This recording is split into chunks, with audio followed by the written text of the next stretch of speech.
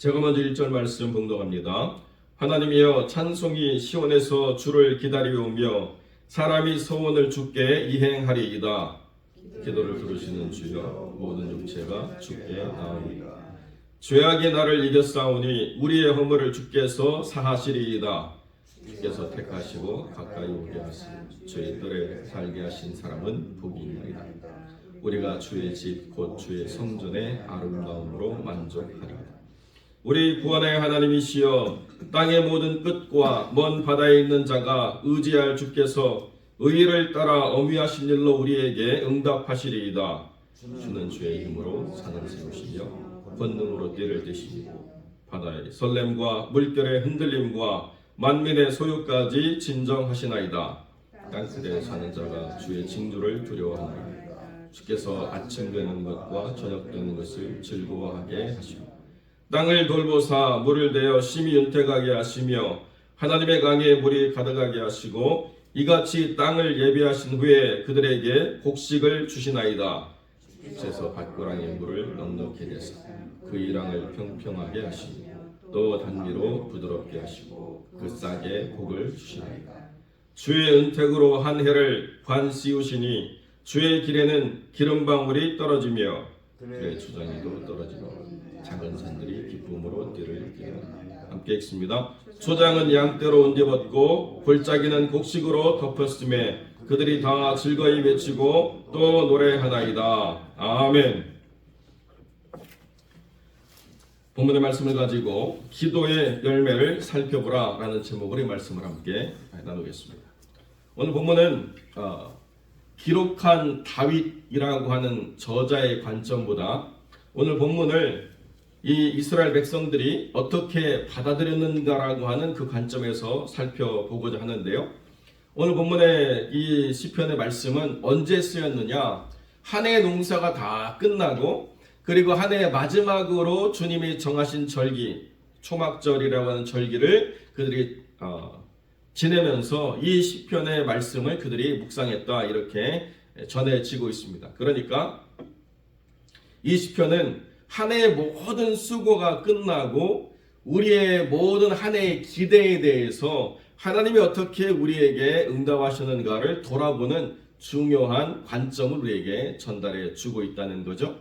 우리가 일상에 수고하면서 애쓰고 또 기도하면서 한 해를 살아가지만 그 한 해를 돌아보는 결산을 어떻게 할 것이냐, 기도 가운데 하나님이 우리에게 어떠한 일을 행하셨는가를 살펴보는 것이 우리에게 굉장히 중요하다라고 하는 것을 분명히 보여주고 있죠. 그러니까 우리의 일상에 우리가 어떻게 한 해를 살아왔는가를 바라보는 관점은 다른 어떤 것이 우리에게 일어났는가가 아니라 우리가 기도한 것들이 어떻게 성취되어졌는가라고 하는 것이 우리가 이 한 해를 어떻게 살았는가를 평가하는 중요한 기준이다라고 이렇게 말씀드릴 수 있다는 것입니다.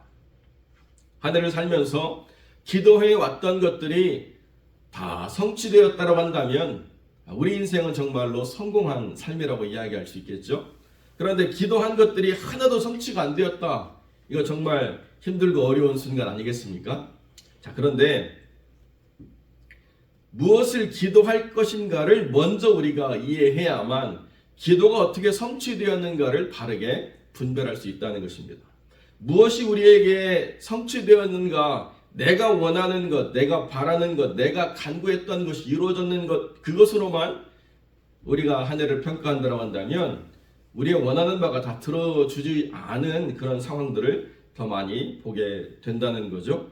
그래서 무엇을 기도할 것인가를 먼저 잘 정하고 난 다음에 그 기도가 어떻게 이루어졌는가를 우리가 살필 때 한 해의 모든 것에 대해서 우리가 감사할 수 있고 또 다음 해를 기대할 수 있다 이렇게 우리가 생각하게 되는 것이죠. 여러분, 우리가 자녀에게도 마찬가지고 부부관계에서도 마찬가지인데요. 그 존재가 함께함으로 고마워하는 것과 그 사람이 무엇을 해준 것으로 평가하고 고마워하는 것 사이에는 큰 차이가 있습니다. 제가 한국 드라마는 잘 안 보지만 그런 대사들이 있잖아요. 당신이 나한테 해준 게 있어? 이렇게 다그치고 누구는 뭣도 해줬다더라, 누구는 뭣도 해줬다더라 이렇게 평가하고 비교할 때 못해주는 삶이 있을 수도 있고 또 뭐 여러 가지로 눈이 너무 높아가지고 해준 것에 대해서 감사하지 못하는 삶일 수 있었고 그런데 특별히 이 물질주의적인 가치로 모든 것을 평가하는 이 시대에 살아가다 보니까 그 사람으로 기뻐하기보다는 그 사람이 무언가를 할 수 있는 것으로 기뻐하는 세상이 되어버렸다는 것이 참 안타까운 것 같아요. 요즘 이렇게 굳이 보고 싶지 않은 그런 자막들이 떠서 스킵을 많이 하게 되는데 젊은 세대들이 결혼도 하지 않지만 그러나 결혼을 준비했던 세대 그 사람들이 많이 깨지는 것을 이렇게 올려놔요. 왜 깨지느냐? 결혼을 준비하는 게 아니고 결혼식을 준비하다가 깨지더라고요. 뭐 옛날 어르신들은 뭐 결혼식을 준비하지 않고도 얼마든지 잘 살 수 있다라고 생각을 해왔지만 요즘 시대의 사람들은 결혼식을 준비할 수 없는 그런 삶이라고 한다면 결혼을 할 수 없는 시대를 맞이하게 됐다는 것이 너무 안타깝다는 거예요. 결혼식을 준비하기 위해서 뭐가 있어야 되느냐? 뭐 적어도 서울에 집이 마련이 돼야 되고 또 결혼식을 위한 이런저런 조건들이 준비가 돼야 되고 여러 가지 것들을 이야기하니까 결국 결혼을 위해서 달려가는 게 아니고 결혼식을 위해서 달려가다가 모든 게 깨지더라고요. 사람이 중요한 것이고 그 사람과 함께 살아가는 삶을 준비해야 되는데 엉뚱한 것을 준비하다가 망가지는 인생을 보게 될 때가 있다는 것입니다. 오늘 시편의 기자가 우리에게 말하는 것이 바로 그런 거예요. 기도를 들으시는 주여 모든 육체가 주께 나아옵니다. 이렇게 이야기하고 있습니다. 모든 육체라고 하는 것은 믿지 않는 모든 육체가 다 주께 나온다는 것이 아니라 기도할 수밖에 없는 그런 삶을 깨달은 모든 사람들이 다 주 앞에 나와서 기도를 드리는 이 절기를 우리가 맞이하고 있습니다. 그 얘기거든요. 모든 한 해의 마지막 절기를 주 앞에 나와 우리가 하나님 앞에 기도하고 있습니다. 그 얘기를 하고 있는 것입니다. 그때 우리가 돌아보니까 무엇을 우리가 먼저 살펴봐야 되느냐? 이 한 해에도 우리가 여전히 정결하지 못하고 이 한 해도 여전히 죄악이 우리를 이기는 순간을 우리가 드러냈습니다. 그런데 하나님께서 우리의 모든 허물을 사하시는 것에 감사를 드립니다. 여전히 주님의 약속과 여전히 주님의 기대에 미치지 못하는 삶을 사는 것을 우리가 기도 가운데 깨닫는데 그때 주님과 앞에 우리가 다시 나와서 모든 것이 정결하게 회복되는 역사를 경험하게 하시니 감사합니다. 이것이 그 기도 가운데 첫머리라는 거예요. 그러니까 우리가 하나님 앞에 나와서 드리는 모든 기도의 가장 중요한 그 자리매김은 어디에 있느냐? 우리가 하나님 안에서 죄 사함을 받고 하나님이 우리의 허물을 사하시는 역사에 감사하는 것, 이것이 우리 감사의 첫 번째고 우리 기도 응답의 첫 번째라는 것입니다. 나라고 하는 사람이 여전히 하나님 앞에서 죄로 인해서 넘어질 수밖에 없는 연약함을 가지고 있는데 하나님이 나를 용서해 주시고 하나님이 나를 회복해 주신다라고 하는 것, 이것이 우리의 삶에서 가장 중요한 기도자의 특성이라는 거예요. 기도자의 특성을 우리가 잘못 이해하면 어떻게 되느냐? 내가 이거 달라고 그랬더니 하나님 이거 주셨다. 내가 이거 달라고 그랬더니 하나님 이거 주셨다. 자기가 기도한 것에 매칭이 돼가지고 내가 원하는 것을 내가 누렸다라고 이야기하면 어떤 결과가 나중에 얻어지느냐? 여러분, 이스라엘 사람들이 광야에서 고기 없다고 불평하다가 하나님이 고기 주셨는데요. 그 다음에 하나님이 어떻게 하셨죠? 고기가 그 이사이에 끼어 있는데 하나님이 진노하셨어요.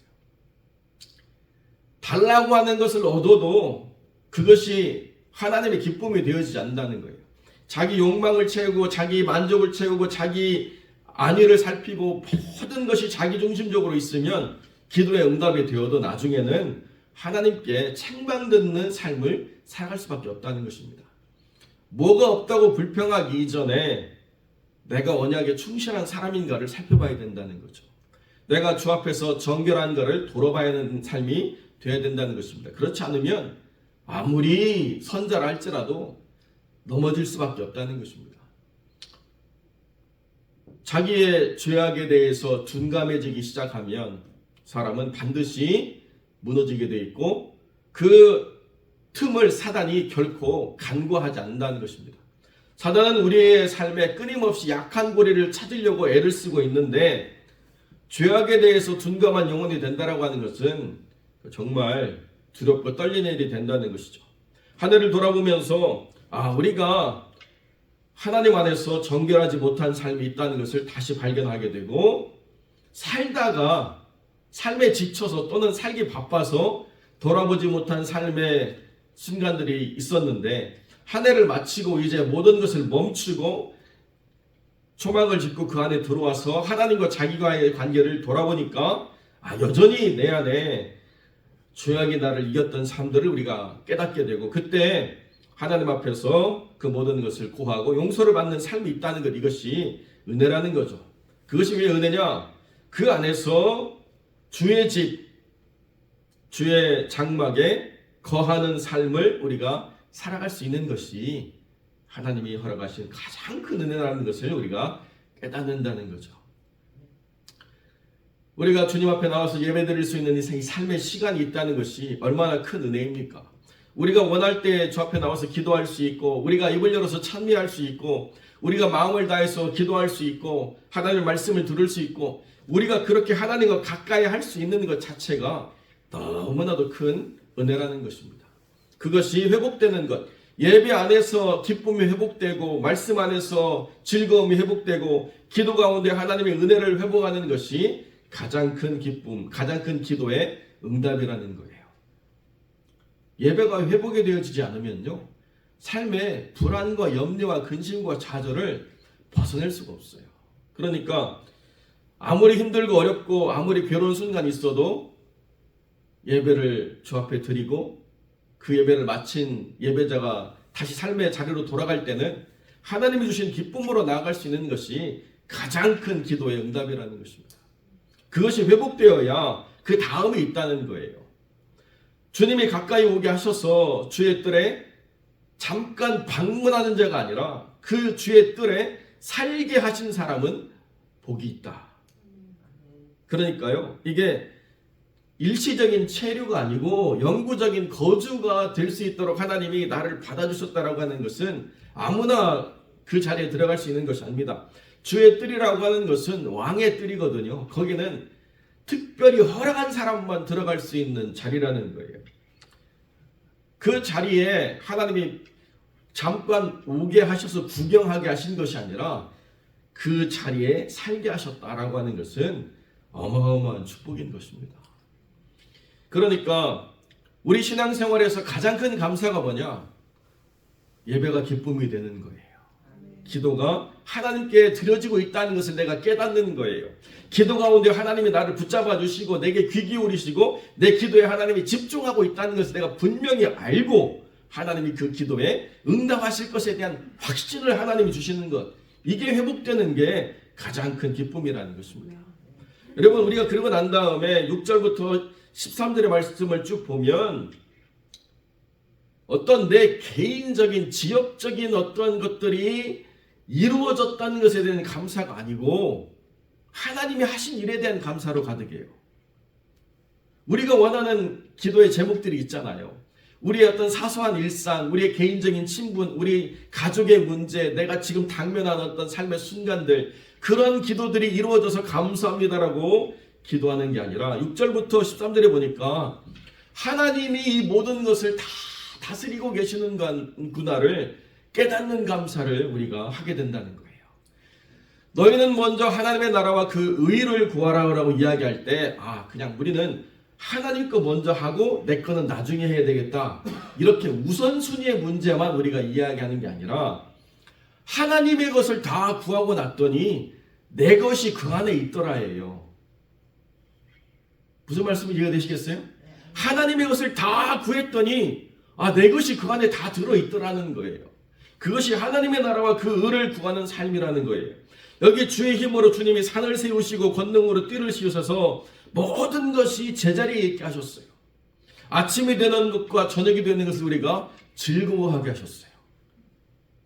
여러분, 삶이 힘들면요, 내일이 오지 않았으면 좋겠어요. 아침을 맞이하는 게 힘들어요. 그리고 저녁이 될 때요, 불안과 염려가 찾아와가지고 불면의 밤을 보내요. 아침이 되고 저녁이 되는 것을 즐거워할 수 있는 일상이 그냥 우리에게 거저 주어진 것이 아니라 하나님이 우리에게 그것을 즐거워하게 하실 때에 비로소 우리가 하루를 마치면서 오늘 하루도 잘 살았다, 내일도 우리가 기쁘게 살아갈 수 있을 것이다 기대하는 거예요. 그것이 되어지지 않는다면 내일이 고통스럽고 하루가 마치는 게 너무나도 힘들고 어려운 것이죠.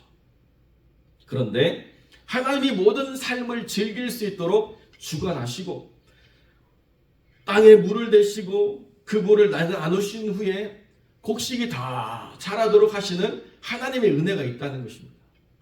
제가 지금 이렇게 새롭게 이사를 가가지고 그 뒷뜰에 작물들이 있었는데요. 지난 겨울이 얼마나 추웠습니까? 그래서 다 얼어 죽었겠구나 생각을 했는데요. 뭐가 올라와요. 딸기도 올라오고 포도 가지에 또 순이 나기도 하고, 이것들이 어떻게 살았지? 아무것도 제가 한 것이 없습니다. 그런데요, 하나님이 생명을 주시니까 저절로 알아서 살더라고요. 반갑지 않은 벌레들도 갑자기 나타나서 이것들은 겨울에 왜 죽지도 않고 벌써 날아다니지 싶은데 생명을 하나님이 주관하시기 때문에 있는 거예요. 그러니까 은택으로 한 해를 하나님이 관을 씌우셨다. 그 한 해를 하나님이 살아가게 하셨구나. 이 한 해를 우리가 하나님 은혜로 살았구나를 깨닫는 것이 내 기도가 응답받는 거예요. 그러니까 다음 한 해를 우리가 살 때도 하나님께서 모든 것을 주관하고 계신다라고 하는 이 신뢰가 흔들리지 않고 하나님께서 이 나라를 다스리시고 하나님이 모든 삶을 주관하시고 하나님을 기뻐하는 모든 사람들이 하나님을 즐거이 외치고 노래하는 삶이 되게 하여 주옵소서라고 우리가 기도할 때 내 삶도 거기서 기뻐할 수 있다는 것입니다. 그것이 하나님이 하나님의 백성들에게 기대하시는 감사의 기도의 핵심이라는 거예요. 사랑하는 성도 여러분, 그렇기 때문에 여러분의 기도가 구체적이어야 하지만 그러나 더 분명한 것은 하나님을 기뻐하고 하나님의 권능을 우리가 즐거워하고 하나님이 이루실 것들을 기대하면서 우리가 원하는 것들을 기도하기 전에 우리가 이 교회를 축복하고 중보하고 하나님의 나라가 이 땅에 임하고 이 교회 가운데 하나님의 거룩한 임재가 있어서 예배가 살아나고 기도가 응답받는 것을 우리가 함께 축복하며 기도할 때 내 삶의 모든 것이 여기서 다 해결이 되는 은혜로 모든 것이 채워지는 그러한 삶이 된다라고 하는 것을 다윗이 깨달았고 우리에게 가르치고 있다는 것입니다. 여러분의 삶이 하나님의 모든 예비하신 가운데 은혜로 다 관씌워져서 풍성한 기쁨을 누리는 삶으로 온전해지는 복된 삶이 되시기를 주님의 이름으로 간절히 축원드립니다.